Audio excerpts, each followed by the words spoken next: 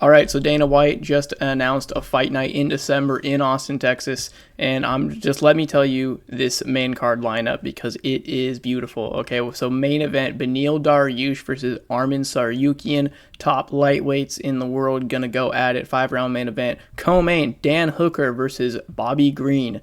Just a really fun lightweight fight, and I actually think that's fight of the night material, and I think it should play out very interestingly.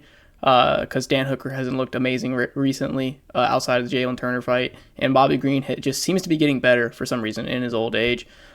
Next fight down, feature fight, Rob Font versus Davison Figueiredo. Figueiredo moving up to 135. I don't think that's going to go so well for him, but we'll get into that in a minute. Next fight down, we got Sean Brady versus Kelvin Gastelum. Kelvin Gastelum moving down to 170 after getting a win against Chris Curtis at 185, where he looked really good. He looked rejuvenated. Sean Brady coming off of one of the worst performances in history against Bilal Muhammad. Next fight down, we got Khalil Roundtree versus Azamat Murzakanov. Azamat Murzakanov has looked really good in his recent performances. Khalil Roundtree, he's always around. He's always good. He knocked out Chris Daukaus. Not that that's saying a lot. It's Chris Daukaus. So yeah, that's a great main card, man. This is one of the best fight nights of the year, I'd say, for sure. Way better than this weekend, which I haven't made a video on yet. I probably will, but it's going to get like one view, so I don't even know if I want to. But anyways, let's go over this card. I'm going to just start from the top, work our way down, and give you my predictions and my breakdown. Beneil Dariush versus Arman Tsarukyan. Great fight. Super, super great fight. Arman Tsarukyan's coming off of a win against that guy that I can't remember the name of now. That Brazilian dude, Joaquin Silva, who took the fight on short notice. I don't even remember who Tsarukyan was supposed to fight before he stepped in. But anyways, Beneil Dariush, he's coming off of a loss to Charles Oliveira. And a lot of people are kind of writing him off because of that. He didn't look good in that fight, I will admit. But I think I'm going to pick him to beat Arman Tsarukyan. I don't like Arman's striking at all. I like his kicks, I guess, but outside of that, like his boxing, he looks weird when he's boxing. He looks uncomfortable on his feet. And Dariush has weird striking too, but Dariush, he looks comfortable. He looks confident. He has some real pop in his shots, and he's not fast, but for some reason, he just has like that timing. You know, Conor McGregor famously says timing beats speed, accuracy beats power, timing beats speed, or something like that. And like Beneil Dariush, he is accurate. He lands good, and he has really good timing. Like the way he timed Mateus Gamrot with that right hand, he timed Mateus Gamrot right as he was about to come in. He backed up against the cage, and right as Mateus was going to come in, boom, right hand. And it wasn't even a fast right hand, but it had some pop on it. It had good timing, and Mateus didn't see it coming. Dude hits hard. And like, it's hard for me to judge him off of that Oliveira fight because he didn't look good in that fight.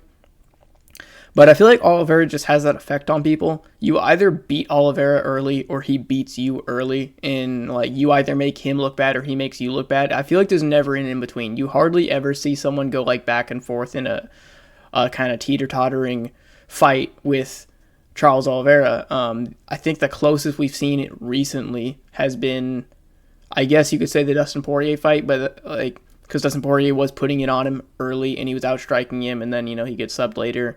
And a little bit in the Chandler fight. Chandler had like a really dominant first round, and then he gets knocked out right at the beginning of the second, so I wouldn't really call that like the back and forth fight. I would just say Chandler was winning, and then he got hit, you know, in the second round. I mean, that's probably not giving Charles enough credit, but that's pretty much how the fight went. Chandler won that first round very dominantly. But outside of that, it's like he made Justin Gaethje look really bad, and then Justin Gaethje looked really good against Fiziev, and then Justin Gaethje looked amazing against Poirier, you know? Oliveira has a tendency to make dudes look bad. He just made Dariush look really bad. That doesn't mean Dariush is falling off a cliff. It doesn't mean he can't do it anymore. I think that's just because Oliveira is one of those guys. He will finish you or you will finish him. He doesn't go to decision. He doesn't have close fights. So, whereas with Arman Tsarukyan, Armin's had some amazing performances where I've been really impressed with him. Back to his debut against Islam Makhachev, that's a really impressive debut. He lost, but like to give Islam that hard of a fight is very impressive. I think a lot of it comes down to, like, at the time we thought that it was because his grappling skill was like equal to Islam's. I don't believe that anymore. Mostly like because of that Gamrot fight, and we've seen Gamrot isn't exactly the top tier grappler. He's very good. He has great scrambles, but he out-grappled Tsarukyan. I think one of the reasons Tsarukyan gave Islam such trouble was we're kind of learning Islam maybe struggles with that body type. Armin Tsarukyan is really short, really strong, really stocky, and so is Volk. And we've seen Volk give Islam a lot of problems in the grappling. So yeah, I don't know if Tsarukyan is like that level of grappler, but he is very good. What he did to Joel Alvarez was really impressive. Although Joel Alvarez got cut open really bad in that fight, he seemed like he couldn't see, and he got taken down, and he got pounded out. Tsarukyan has great ground and pound. It's super dangerous, scary ground and pound. He has good top control, but he was out-scrambled by Mateusz Gamrot, and he was out-wrestled by Gamrot. And if anybody is going to stop your takedowns and out-scramble you, it's Dariush, because Dariush probably has the best scrambles in lightweight. Dude doesn't go... Like, he doesn't end up on his back almost ever. And if he does, he's not going to be there for long because he's grabbing your leg, he's grabbing your arm, he's hitting you from the bottom, he's going for weird submissions, and he's very, like, flexible down there, and he twists his body and moves in weird ways. He's really good at it. He's definitely, I would say, the best scrambler at lightweight. The dude, like, he got hurt on the ground against Oliveira. He was getting elbowed and stuff, but if you're surviving on the ground against Oliveira, that's really impressive. And he wasn't even in like danger of a submission in that fight. He seemed pretty well in control of the grappling situation. He was just getting elbowed a lot. And then on the feet, I just like Dariush's striking looks weird. I get it. It's not the most technical, but I trust it more than I trust Tsarukyan's striking, because Tsarukyan doesn't make a lot happen with his striking. You know, it just seems like he's surviving on the feet. So I think that Tsarukyan's going to be shooting a lot of takedowns. Dariush is going to be able to stuff him, or at the very least, he'll scramble out of them if he ends up on the ground. And then I think he'll just be a better striker. Like, it's pretty simple. I think he'll outstrike Tsarukyan, and Tsarukyan got rocked really bad by Joaquin Silva, whatever that dude's, however you say that name. He got rocked really bad in that fight, and like Dariush could catch him and hurt him. I don't really see Dariush getting a finish, but I see him just kind of having a slightly better gas tank and wearing on Tsarukyan and winning the fight like 49-46 or 48-47. That's my official prediction. Dan Hooker versus Bobby Green.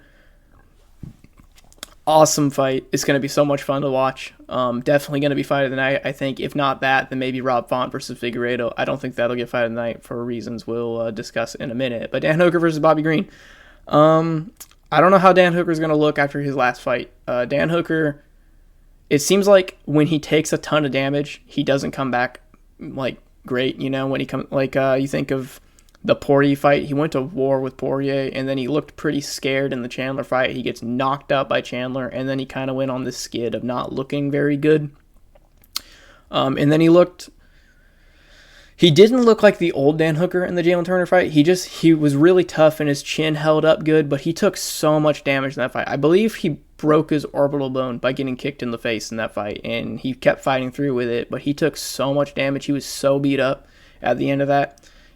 Like, that's going to change your chin. His chin's already not as good as he used to be, and I'm sure that had a pretty big effect on it. Not that I think he'll get knocked out. I don't think Bobby Green will knock him out. Bobby Green's not exactly known for knocking guys out. I know he just knocked out Grant Dawson, but that was like a 1 in 100 chance. He caught Grant Dawson coming in with a perfect left straight. When somebody's rushing in and you hit them with a straight punch, like, there's a good chance they're going to go down. And he wasn't knocked out cold. He was TKO'd. But I don't think Bobby Green's going to TKO Hooker. But Bobby Green, he's faster than Hooker. He has better boxing than Hooker. Not as good kicks, but Hooker could keep him at range with teeps and stuff like that and the long jab. But I kind of, like, for some reason, I just feel like Bobby Green, he just keeps, like, he's just doing so good, and it doesn't make sense because he's freaking old. but I feel like he's going to kind of dance around and do his thing and get in the groove and kind of pepper Dan Hooker with shots for 3 rounds. And I honestly believe he's going to win every round. Dan Hooker has better finishing potential. If anyone's going to get a finish in this fight, I think it's Hooker. But I just feel like Bobby Green's going to outstrike him. For some reason, I just feel like he's going to outbox him the whole fight. He's going to be a little faster. He's going to move his head weird like he does. I don't think Hooker's got the kind of power to just put Green out with one punch, you know? So yeah, I think Bobby Green wins 30-27 decision, like, in an impressive and exciting performance. I think we're going to walk away from that fight being like, poor Dan Hooker, but man, Bobby Green looked really good, and we're going to want to see him fight another top 10 opponent. I don't know who, though. Maybe like Matt Fravola's not top 10, but I'd like to see Bobby Green versus Matt Fravola after this fight. I don't think Bobby Green beats really anybody in the top 10 right now, but I bet he could beat a Matt Fravola, or he'd get knocked out. Who knows? That'd be a fun fight. And it was Rob Font versus Davison Figueiredo. Figueiredo moving up to 135. I know Rob Font didn't look good in his last fight, but it was on short notice, and he got taken down a bunch by Sandhagen. But Sandhagen is so good. I will never knock anybody for losing to Sandhagen, regardless of how they did it. I think Sandhagen is... he's probably the most skilled overall fighter at bantamweight. He's so good. He's leveled up tremendously in his last few fights. I think, like, since the Petr Yan fight, like, watching the Petr Yan fight, I was like, these guys are the best 2 bantamweights in the world. They're so good. It was like one of the most skillful fights I've ever seen.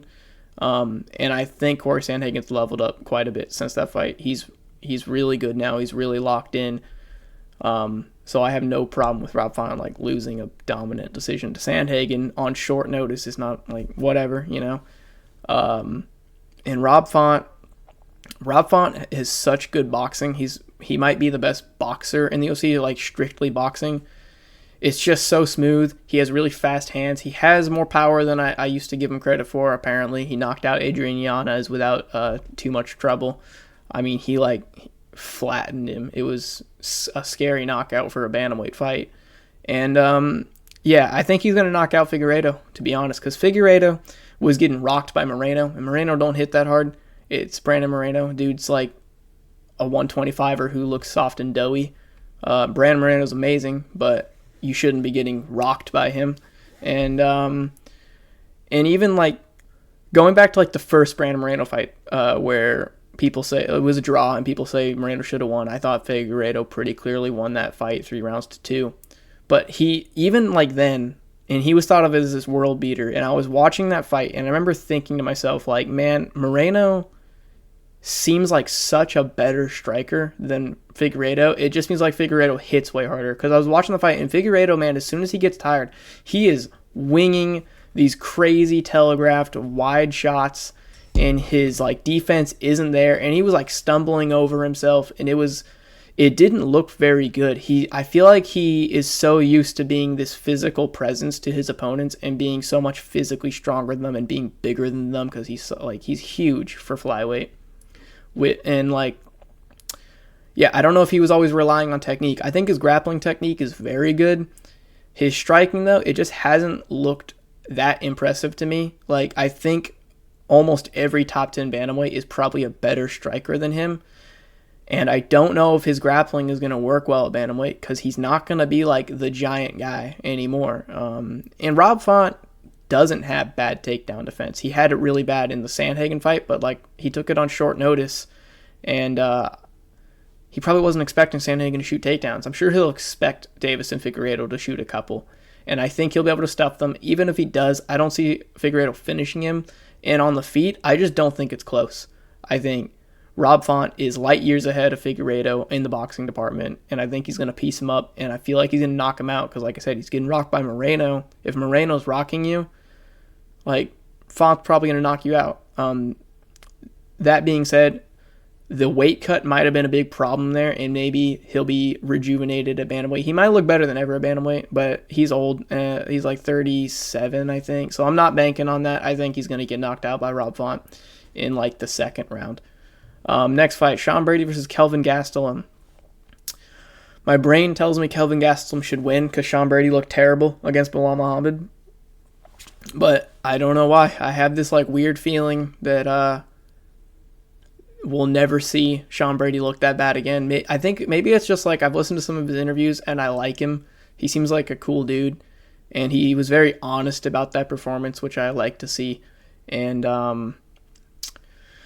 yeah, I remember when Gastelum got like super quickly submitted by Jack Hermanson. Jack Hermanson's a great grappler at middleweight, but he is a middleweight, and as we've seen, that generation of middleweights aren't exactly the top tier fighters. And I don't know. I feel like Sean Brady, if Jack Hermanson is able to submit you in like half a round, I feel like Sean Brady could probably do it too. I feel like Sean Brady's going to be able to secure the takedowns on Gastelum for some reason, and either grind him out to a decision or sub him. And I'm kind of leaning towards Sean Brady via submission, but that's only assuming that he won't wilt like he did in the Bilal fight, which I don't think he will. I do really believe that was like a one-off thing. I think the bright lights got to him. He's on a big pay-per-view, huge crowd in Abu Dhabi that's booing him and cheering Bilal Muhammad. For some reason, Bilal has fans. I don't know how. Yeah, I don't think he'll do that again. I think he'll be grittier. I think he'll tough it out. And I think he'll survive the feet and he'll get the takedown. And I think he's gonna sub Gastelum early. I think first round submission. I think it's gonna be like an impressive performance, and we're all gonna be like, oh, okay, maybe he's not as bad as we thought. That being said, he has looked pretty bad recently. He looked bad in the Bilal Muhammad fight. He didn't look good in the Chiesa fight. He was getting like pieced up by Chiesa on the feet, which is embarrassing because it's Michael Chiesa. The dude has terrible striking. Sean Brady's not a good striker, but he is a very good grappler. He's a very dominant grappler generally. And yeah, I think he'll submit Kelvin Gastelum. All right, last fight. Khalil Roundtree. I got my nose is itching. Khalil Roundtree Jr. versus Azamat Murzakanov. I'm going with Azamat Murzakanov, not just because his last name has a V at the end, but basically they've both fought Dustin Jacoby, and Khalil Roundtree literally got pieced up like crazy for 3 rounds and had like a couple of big shots that missed and like hit the arms, and the judges gave him the fight. Azamat Murzakanov basically did to Dustin Jacoby what Dustin Jacoby did to Khalil Roundtree. I know that's MMA math, but sometimes MMA math works, okay? Khalil Roundtree's really good. He's got good like Muay Thai. He's got good striking. He's very fast. He hits hard, but the dude doesn't have the best cardio. He gasses pretty bad after like the second round, and I can see Azamat winning the striking for the first 2 rounds, and then having Khalil so tired by the third round that he finishes him. Yeah, not a lot to go into there. Azamat Murzakanov, though, he does look like a really good up-and-coming contender. I assume we're going to see him in the top 10 before too long. Because light heavyweight isn't exactly like it's not overflowing with talent, I should say. Khalil Roundtree, he's kind of just been that gatekeeper guy for a while anyways. I don't see him like improving much. I don't think he's going to keep moving up. I think Azamat's going to be one of those guys that gets past him. Dustin Jacoby should have been one of those guys that got past him, and for some reason they robbed him, so that sucks. But yeah, Azamat Murzakanov, third round TKO is what I'm going to go with in that one. I just think he has more ways to win. He's a better striker. I think he's a better grappler. Khalil Roundtree doesn't really have any grappling ability. Khalil Roundtree could stomp his knee and get like a leg injury TKO. And he could knock him out. He hits hard, but I don't think that's going to happen. I think Azamat's going to win that fight pretty handily. I think he'll win every round and finish him in the third. So yeah, anyways, it's an amazing card. I'm really glad they put this one together. I'm really excited for this. I will definitely be watching that entire card and making a reaction video as soon as it happens. Hopefully none of these fights pull out, knowing the UFC and how good this card looks and how we never get to keep good things. I'm sure like 2 or 3 of these guys are going to pull out, and we're going to end up with Beneil Dariush versus Drew Dober in the main event instead, which would be a fun fight, to be honest. But anyways, yeah, let me know what you guys think of the card in the comment section below. If you liked the video, hit the like button. If you didn't, hit the dislike button. If you could subscribe, that would be cool. Thank you for watching, and I'll talk to you later. Oh, wait, there's actually one more thing. Derek Lewis got pulled over for going 136 and a 50. I love Derek Lewis. He's hilarious, but why are you going 136 miles per hour in a 50, my guy? Like, that's so dumb. You're going over double the speed limit. He's almost going 3 times the speed limit. Like, come on, dude. Of course you got pulled over, you idiot. getting arrested. Hopefully that doesn't make the card this weekend fall apart. Anyways, yep, have a good one. Goodbye.